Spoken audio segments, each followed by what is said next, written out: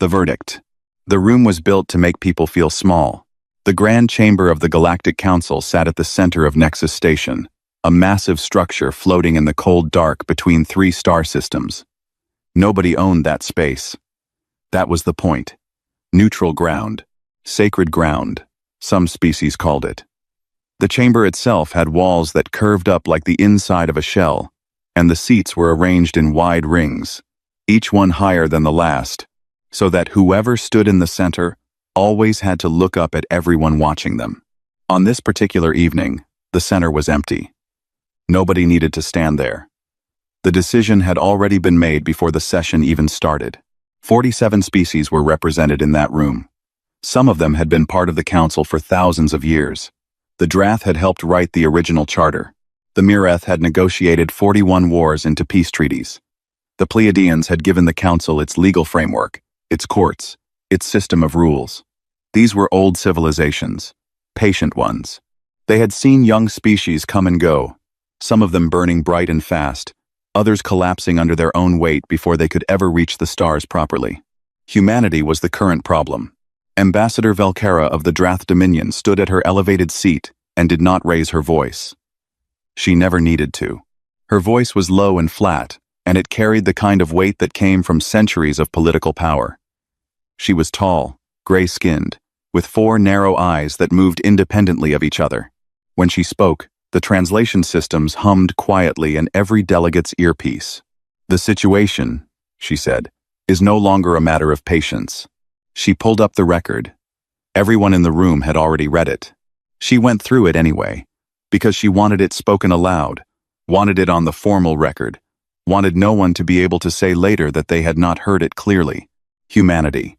Interstellar travel achieved 173 years ago. First contact with Council species 89 years ago. In those 89 years, they had disrupted 4 major trade agreements, settled 3 systems that had been designated as protected zones under Council law, refused twice to appear before the Council's judicial board, and most recently sent a formal letter to the Council's executive chamber that was, to put it politely, not diplomatic. The letter had said, in plain language, that Earth did not recognize the Council's authority over human expansion, human trade, or human governance. It had been signed not by a single ambassador, but by the entire unified command, all 12 of them, which meant it was not a mistake or a rogue official, it was policy. Velcara let the silence sit after she finished reading. "They are not going to change," she said. "We have given them time. We have sent representatives. We have offered terms, 3 separate times, and each time they have refused. They are a young species and they are moving fast, and if we do not act now, they will be too large to act against at all." Councillor Orinthes of the Pleiadian Union raised his hand. He was older than most in the room, pale blue, with a rounded face and eyes that always looked slightly worried. He had been on the Council for 40 years, and he had opposed every act of collective force the Council had ever voted on. "What exactly are we proposing?" he asked, though he already suspected. Velcara looked at him without expression. "Removal of leadership. Precise. Clean. The 12 members of Earth's unified command. Without them, the human government loses its structure. The remaining political bodies will fracture. They will be manageable." Orinthes was quiet for a moment. "You are talking about assassination." "I am talking about strategic elimination of a destabilizing force," Velcara said. "The word you choose is your own concern." Several delegates shifted in their seats. A few looked at their screens. Nobody spoke. Velcara continued. "She had already arranged it," she explained. "Not contingent on the vote, she had merely made preliminary contact. The Shades. Everyone in the room knew the name. They were the oldest and most respected guild of their kind in the galaxy. Myrith by species, shadow stalkers by nature, capable of moving through shielded environments without triggering a single alarm. They had been used before, discreetly, by 3 different council members in the past century. They did not fail. That was not a boast. It was simply their record. 19 of them, Velcara said, would be sufficient for 12 targets. The vote was called, 44 in favor, 3 against. Orinthes sat back in his seat and stared at the ceiling of the chamber, and said nothing. Beside him, the two other dissenters, a Vihari delegate and an elderly Sonathi ambassador, looked equally still. They did not protest. The vote was legal. The motion had passed. The session was closed. Delegates began to file out, speaking quietly among themselves, some looking relieved, some looking like they had just signed something they could not unsigned. Velkara stood and gathered her materials with calm, practiced efficiency. She did not look pleased, exactly. She looked finished, like a person who had completed a task they had been meaning to complete for a long time. The Shademaster Zyvan received the contract 3 hours later. He was not on Nexus Station. He was already in transit, because Velkara had sent a preliminary signal 2 days before the vote, and Zyvan had learned long ago that preliminary signals from the Drath almost always became confirmed orders. He reviewed the contract from a small ship, moving quietly through a corridor of empty space. 12 targets, human, politicians and military commanders, all of them based either on Earth or on Luna Station. He read the files with mild interest. Humans were physically unimpressive, short-lived. They relied heavily on technology and seemed to compensate for their biological limitations with complicated systems and infrastructure. Their security was dense, but not sophisticated, at least not by the standards he was used to. He approved the contract. 19 Shades would deploy in 4 teams. They would be in position within a standard week. The operation would be complete within the month. Zyvan set the contract aside and looked out at the stars passing by. He had done harder things. Back in the Grand Chamber, Orinthes was one of the last to leave. He walked slowly, and when one of his staff members asked if everything was all right, he said yes, automatically. The way people say yes when the real answer is something they have not fully formed yet. He thought about the human letter. He had read it several times, not just the political content but the tone of it. There was something in the way it was written that he could not quite name. It was not angry. It was not afraid. It was almost calm, and underneath the calm was something that felt like a person who had thought about the situation from many different angles and already knew which ones to worry about.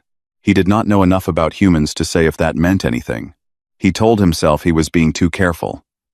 44 of his colleagues had looked at the same information and come to a comfortable conclusion. He was probably overthinking it. He walked back to his quarters and tried to sleep. He could not sleep.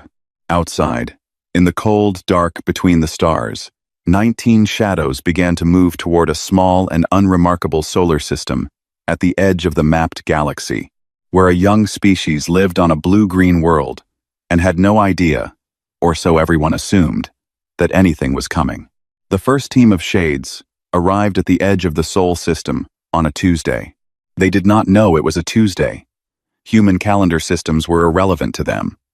But somewhere on the blue planet below, people were going to work and making coffee and complaining about the beginning of the week, completely unaware that 4 of the galaxy's most dangerous beings had just slipped past the outer sensor net like water, through a crack in old stone. The Shades were good at this. They were, by most measures, the best in the galaxy at this specific kind of work. Their biology helped. Mirith could slow their own metabolic rate to near 0, which made thermal scanners useless. They could flatten the electromagnetic signature of their suits to a level that confused most detection arrays. They moved in short, precise bursts, pausing in the spaces between active sweeps, reading security patterns the way a reader reads a page quickly, and without having to go back. The first team's target was Admiral Suhan Park, the head of Earth's Combined Fleet Command. She worked from a building on the outskirts of Sol. The Shades had her daily schedule, the layout of the building, the rotation of her personal security detail, and a complete map of the ventilation system. They had done more with less. They moved through the outer districts of the city at night, using the service tunnels that ran under the old metro system. Their suits adapted to the local light conditions. They communicated in tight beam signals, no sound. They reached the building. Team leader Veth paused at the lower access point and scanned the interior. The scan came back clean. No anomalies. Veth signaled the team forward. They were never seen again. The second team had similar results. which is to say they had no results at all. Their target was Secretary Aldrin Cole, the civilian head of Earth's Unified Command, and the man whose signature appeared first on the letter that had offended the Council so deeply. He lived in a residential complex on Luna Station, an orbital habitat above the moon. The Shades arrived via a cargo relay, embedded inside a sealed container that had been pre-positioned on a passing freighter 3 weeks earlier. The planning had been meticulous. They entered the station through an unmanned maintenance corridor. They moved through 3 residential levels. A junior member of the team, a young Shade named Osik, on only his second contract, noted that the corridors felt strangely empty for a populated station. He flagged it to the team leader. The team leader told him it was nothing. Humans kept irregular schedules. Osik accepted this. He was new. He trusted his team leader. The team leader was wrong. They turned a corner and entered a long corridor with a sealed door at the far end. The seal code matched their intelligence. The door opened. They went through. The door closed behind them. Nothing came out. By the end of the first week, Zyvan had lost 11 Shades and received 0 reports. This was new. In 30 years of running contracts, Zyvan had never lost contact with a deployed operative without receiving at least a termination signal. The automatic burst transmission, a Shade suit sent if the operative was killed or captured. No termination signals, no distress calls, no data at all. Just silence, as if the operatives had stepped off the edge of the universe. He sent the third team anyway. He was methodical. He needed more data. Losing operatives without explanation was information in itself, but not enough. He needed to understand what was happening before he could adjust. The third team landed on Earth itself, in a forested region of northern Canada, far from any major population center. They moved for 6 hours through dense forest, covering ground efficiently, making for the secondary target on their list, a logistics commander named General Yaw Darko, who kept a small personal residence outside a town called Fort Providence. At the 4-hour mark, the team leader sent a routine check signal. Fine. Normal. Moving on schedule. At the 5-hour mark, nothing. At the 6-hour mark, nothing. Zyvan waited another full day. Then he sent the 4th team, his last, to a different location, entirely, not a target's home or office, but a neutral observation point on the outskirts of Geneva, where they were simply supposed to watch and gather data. No contact with any target.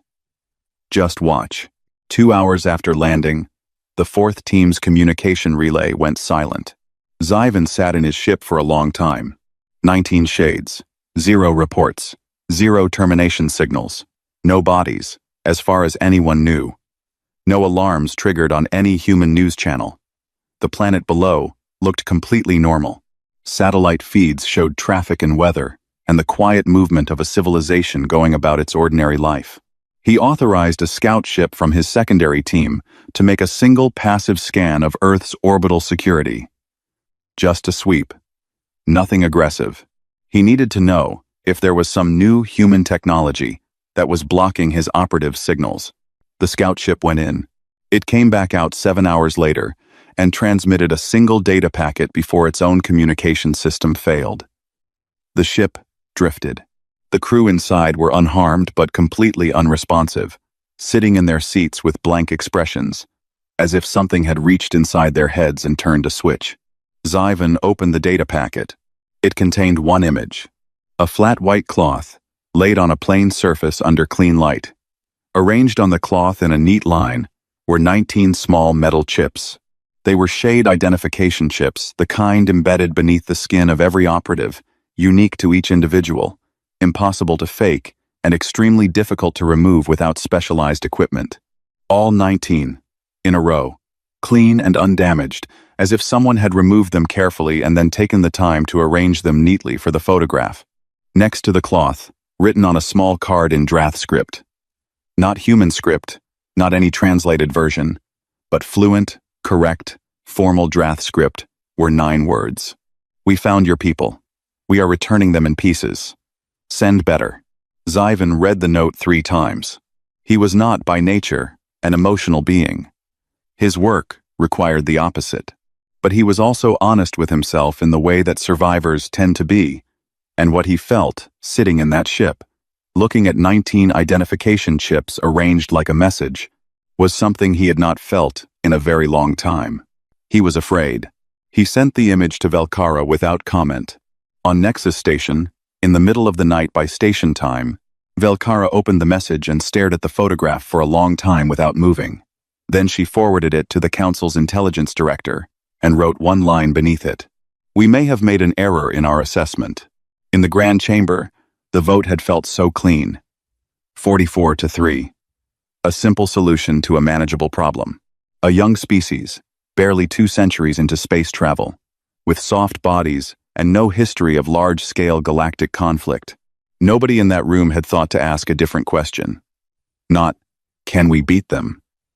But something quieter. Something more careful. What have they been doing while we weren't watching? Councillor Oranthes did not sleep well after the vote. He had not slept well in 11 days, which was roughly how long it had taken for 19 of the galaxy's best assassins to disappear without a single trace inside human-controlled space. He had not been told about the photograph officially. He was a dissenting vote, and the Council's intelligence branch did not brief dissenters on active operations, as a rule. But he had contacts. He had spent 40 years building quiet relationships with people who passed information carefully and trusted him to do the same. One of those people sent him the image at a private address. He looked at it for a long time. 19 chips, 9 words. Drath script. That last part bothered him the most. The Drath language was not simple. It had 4 grammatical registers, a non-linear sentence structure, and a set of formal written conventions that even most council translators got slightly wrong. What was written on that card was not translated. It was not run through a machine.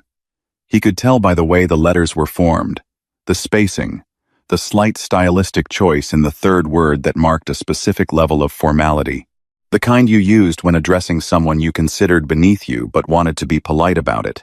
Someone had written that by hand. A human had written it. In perfect, formal, condescending Drath. Oranthes started making careful inquiries. He was not an intelligence officer.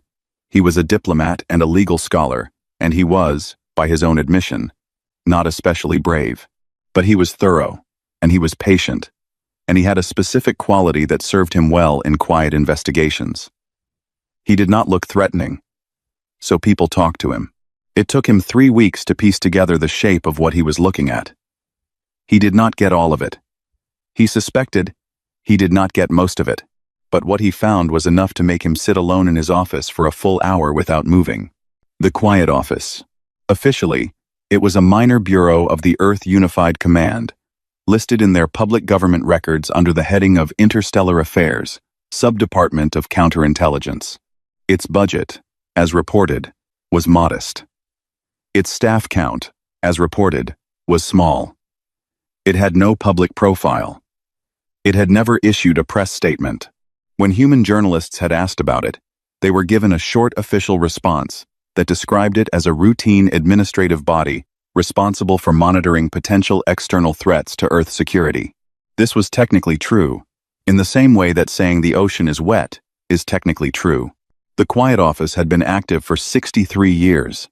It had been founded in secret by a small group inside the Unified Command, who had looked at first contact with galactic civilization and come to a conclusion that the rest of humanity's government had not fully accepted, that the galaxy was not friendly, that the Council was a political body like any other political body, meaning it had interests and agendas, and members who were willing to do ugly things quietly, and that Earth needed to understand all of it from the inside before anything went wrong.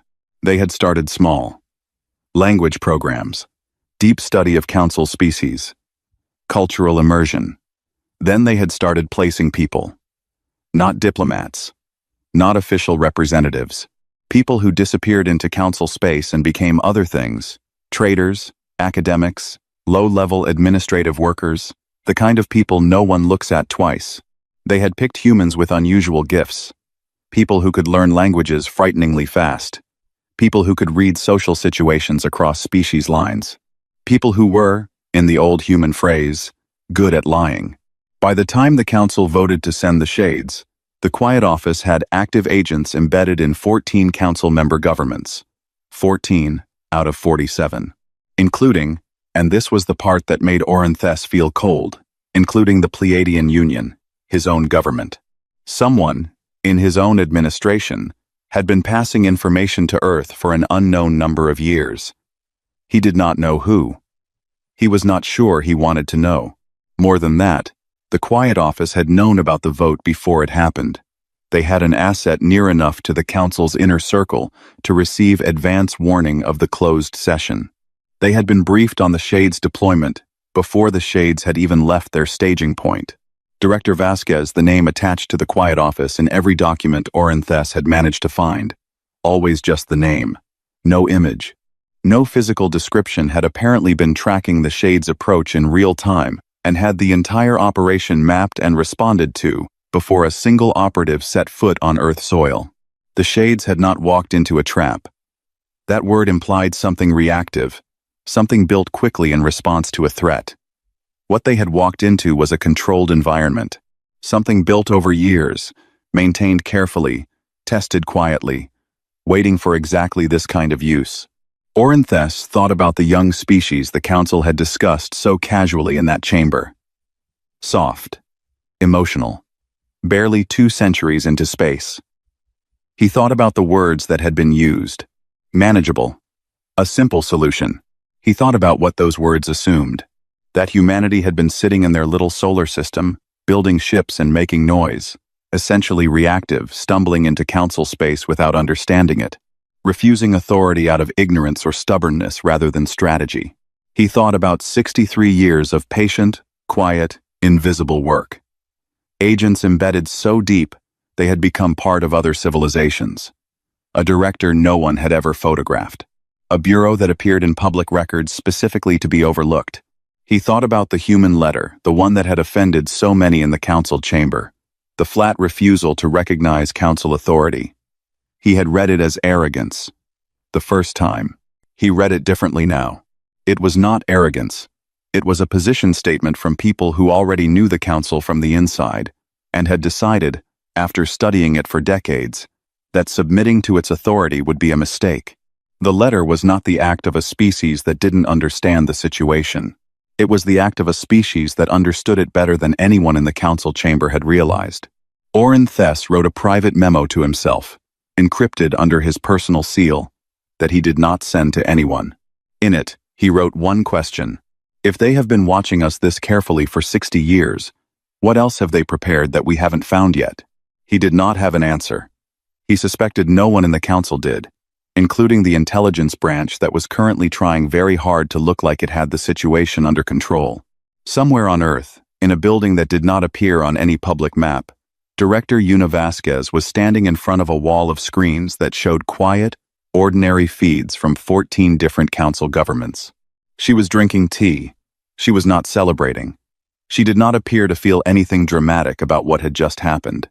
She turned to her senior analyst and said, in the same tone one might use to discuss a change in weather, that they should begin the second phase. The analyst asked what the second phase involved. Vasquez set down her tea. Letting them understand, she said, exactly how far behind they are. Velkera was removed from her position as High Ambassador 3 days after the photograph arrived. She was not punished formally. The Council did not do things that way. She was given a quiet reassignment, a senior advisory role with no real power, the kind of job given to people who have embarrassed the institution and need to be moved without making noise. She accepted it without visible emotion, which was very much in character, and she spent her last week in her old office preparing documents for her replacement. But before she left, she made one more push. She spent those final days meeting individually with 31 Council delegates. She did not speak in the chamber. She spoke in small rooms, over meals, in the kind of conversations that don't get recorded. She made a single argument, over and over, and she made it well, because whatever her failures in judgment, Velkera was a good political operator. The argument was simple. The Shades had failed, yes. The operation had been compromised, yes. But what that proved was not that humanity was untouchable. What it proved was that humans had a good intelligence service and had caught the Council off guard. The solution was not retreat. The solution was force. Real force.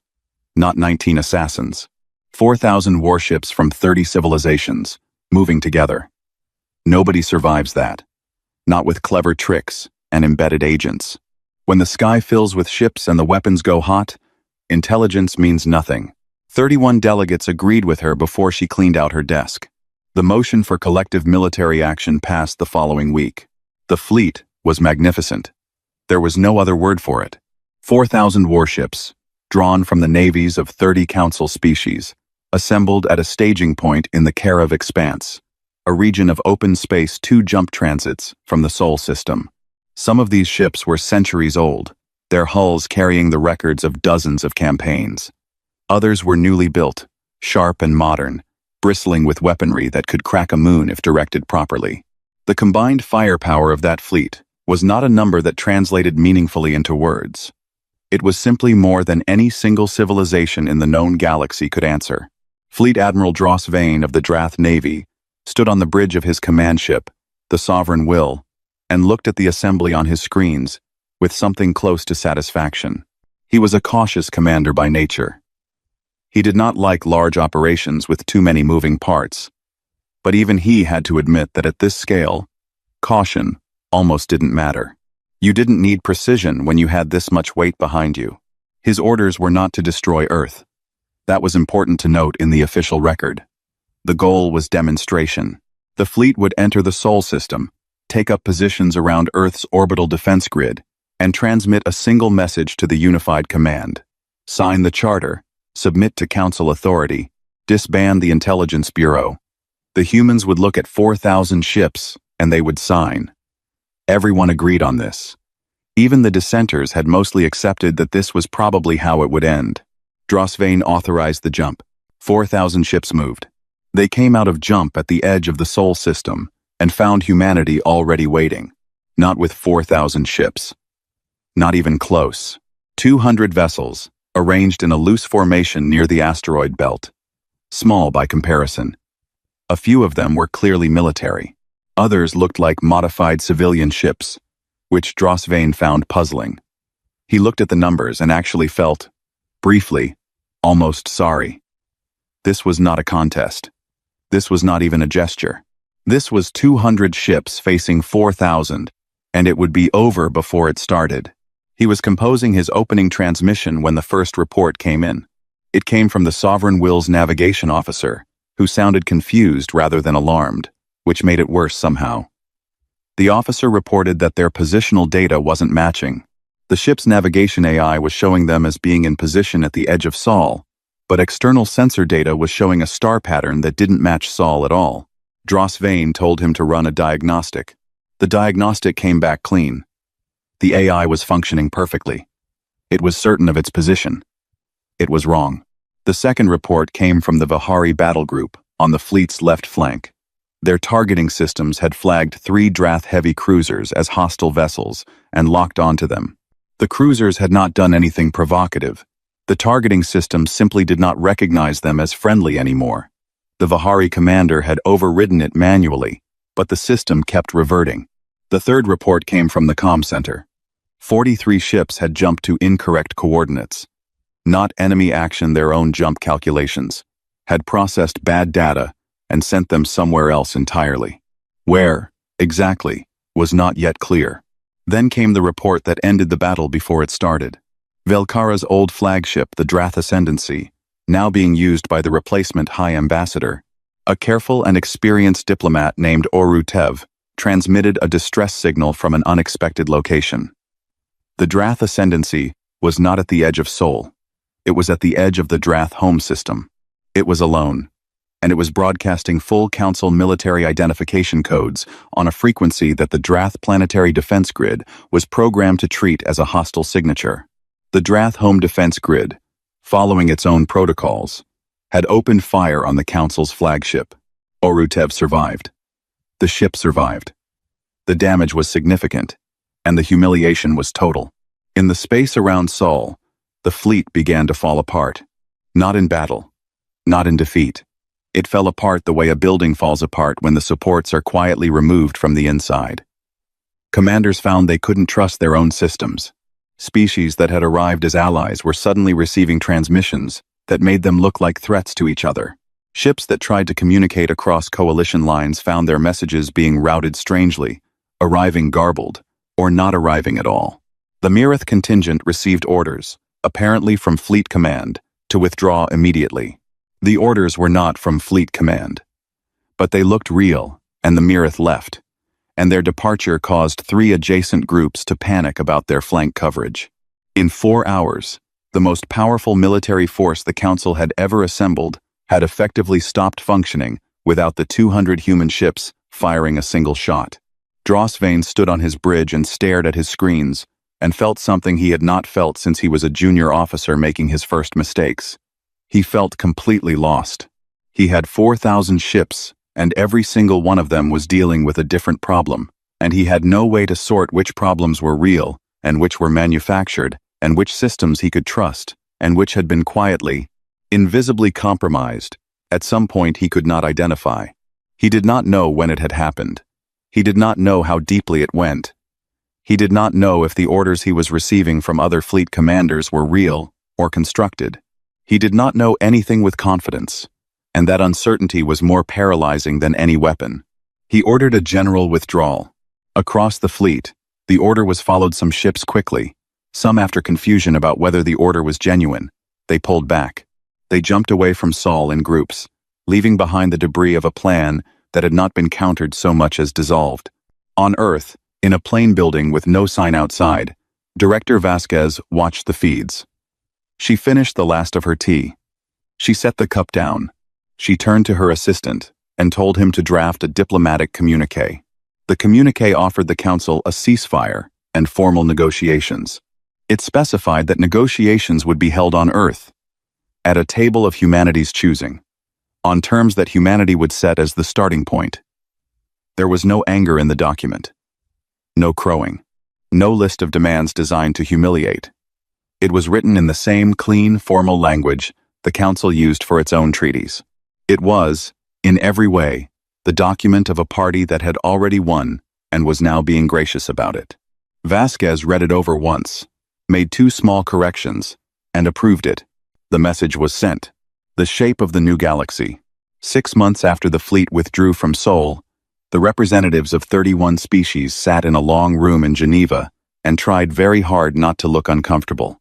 The room was not designed to make anyone feel small. That was the first thing Councillor Oranthes noticed when he walked in. The ceiling was high but not oppressive. The chairs were arranged in a wide oval, so that everyone faced everyone else at roughly the same angle. There was no elevated position, no center seat that forced you to look up. The light was warm and came from several directions at once, so there were no hard shadows. Someone had thought about this room carefully. Someone had understood that the way a room is arranged tells the people inside it who holds the power before a single word is spoken. And whoever had designed this room had arranged it to say, simply and clearly, "We are equals here." It was a generous thing to communicate. It was also, Oranthes suspected, a very deliberate one. He took his seat. Around him, the other delegates arranged themselves. Some of them had served on the Council for decades. A few had voted for the Shades. Most of them were keeping their expressions carefully neutral, in the way experienced diplomats do when they are in a room where they are not sure of the rules yet. The human delegation entered from a side door. There were 7 of them. They wore plain clothes, not uniforms, not formal state dress, just well-made clothing in quiet colors. They sat down without ceremony. The one who took the lead seat was a woman of middle age, with short gray-streaked hair, and a face that was calm in a way that felt like it had been calm for a long time. She had no visible rank markers. She was introduced, by a human aide, simply as Director Vasquez. Oranthes looked at her for a moment. This was the person whose name appeared on every document, whose bureau had run 63 years of invisible operations across the galaxy, who had watched 19 shades disappear, and then sent a photograph and 9 words. She looked like someone who worked in a government office and went home to water plants. She looked completely ordinary. He reminded himself that this was probably intentional. The formal session lasted 4 hours. It covered the framework of what would become known as the Geneva Accord, a new treaty between the Galactic Council and humanity that would replace the 3 failed attempts at a charter. The terms were fair. Orinthes had expected them to be harsh, the terms of winners extracted from losers, and they were not. Humanity asked for a permanent seat on the Council with full voting rights. Humanity asked for formal recognition of human sovereignty over human-settled systems, including the 3 that had been disputed. Humanity asked for equal access to the trade corridors the Council managed. Humanity asked for acknowledgement, written into the treaty, that the dispatch of the Shades had constituted an act of war, one that humanity was formally choosing not to respond to in kind. That last point made several delegates very still. It was not a threat. It was written in language that could not be read as a threat. But everyone in the room understood what it meant. It meant humanity was keeping a record. It meant humanity was, in official terms, choosing to let it go, which meant they also had the choice not to. Nobody objected. The session broke for a midday meal, and Orinthes found himself standing near a window that looked out over a courtyard where old trees had dropped their leaves across stone paths. He was holding a cup of something hot that a human aide had pressed into his hand, and he was thinking, as he had been thinking for 6 months, about the question he had written in his private memo. Vasquez appeared beside him. She did not announce herself. She was simply there, also holding a cup, also looking at the courtyard. "It's a nice building," she said. "Yes," he agreed. They stood in silence for a moment. Outside, a bird crossed the courtyard and disappeared into the bare branches of one of the trees. Orinthes had seen birds before. On other worlds, flight was a common enough evolutionary solution, but there was something about the particular unhurried way this one moved that he found himself watching until it was gone. "I want to ask you something," he said. Privately, Vasquez looked at him. She did not say yes or no. She just looked, which he took as permission. "You could have done more," he said. "During the fleet engagement. The embedded agents. The access you clearly have. You could have caused real damage. Economic systems. Political exposure. Things that would have taken years to recover from. You didn't." Vasquez was quiet for a moment. "No," she said. "Why not?" She looked back out at the courtyard. When she spoke, her voice was the same as it had been all morning, level. Not unkind, carrying no particular weight, which somehow made the words heavier. "We spent 10,000 years doing that to each other," she said. "We had empires. We had one power that ran everything, several times over, and it always ended the same way. It wasn't that the powerful ones were evil, mostly. It was just that when one thing is in charge of everything, it makes mistakes, and there's nothing to catch it. And the mistakes get bigger and bigger, and eventually, something breaks that can't be fixed." She paused. "We know how that ends. We've dug up how it ends, on 6 different continents." Orinthes considered this. "So you want balance," he said. "We want a seat," she said. "Not a throne. There's a difference, and we think it matters." He thought about the 44 votes in the Grand Chamber. He thought about how easy it had been to move from political frustration to assassination as a solution.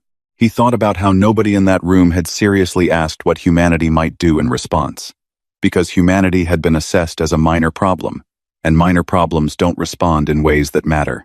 He thought about 63 years of quiet, patient work, about agents who had built whole lives inside other civilizations, about a director who had watched an assassination attempt against her own leadership and responded not with panic, not with a counterstrike, but with a photograph and a note, and then months of careful maneuvering toward a table like this one. "Your people are frightening," he said. He did not say it as an insult. Vasquez smiled. It was a small smile, brief. "We frightened each other for a long time before we came out here," she said. "We got good at it." The formal session resumed after the break, and by late afternoon, the framework was complete. The human delegation reviewed it, without urgency. There were 2 small amendments, both of which were accepted. The document was initialed by all parties. The full treaty would require ratification, which would take months, but everyone in the room understood that the ratification was a formality. The decision had been made. The shape of things had changed. Humanity joined the council, not as a subject, not as a problem to be managed. As a member with full standing, the 48th species at the table, the youngest and, as several delegates privately noted in messages to their governments that evening, almost certainly the most dangerous. Not because of their ships or their weapons, but because of the specific quality that had made them dangerous long before they ever reached the stars. They paid attention. They remembered. They planned for the long term, and they were comfortable with patience in a way that unsettled species who thought in shorter spans. And they had, somewhere in a building with no sign outside, an office full of people who had spent 60 years learning the galaxy's secrets and had used almost none of them. That last part was what stayed with Orinthes on the long journey home. Not what humanity had done. What they hadn't. 3 weeks after the signing, on a space station above the third planet of the Pleiadian system, a man named Cole Heron sat at a corner table in a bar that smelled of something sweet and slightly metallic and watched the evening crowd fill up the room. He had been on this station for 3 years. He spoke the local language without an accent now. He knew the bartender's name, and the bartender's daughter's name, and which of the regulars was having trouble at home, and which one had just gotten good news. He had, over 3 years, become the kind of person that nobody thinks about very hard, because he had always just been there. He was drinking something that glowed faintly blue in the glass. Across the table from him sat a Mirith, one of the same species as the Shades, narrow and gray-skinned and built close to the ground, with the flat, reflective eyes of a nocturnal hunter. This particular Mirith was named Sev, and Sev worked in the station's administrative office processing cargo manifests. And Sev had, about 8 months ago, said something at this same bar that had made Cole pay closer attention. They were laughing now about something Sev had said earlier, a joke about the new cargo routing system that had made 3 senior administrators argue for an entire afternoon about a classification error that turned out to be caused by a single misplaced decimal point. Cole laughed genuinely. He had always found bureaucratic chaos funnier than most things. Sev waved the bartender over for another round. Cole let the conversation drift and settle, and he sat for a moment in the noise and warmth of the bar and thought about the treaty and the new shape of things and how much work there still was, quiet work, the kind that never made the news and never got statues built for it. He thought about how the galaxy was large, and most of it still did not know what humanity was. Not really. He picked up his glass. He ordered another round. He had nowhere to be.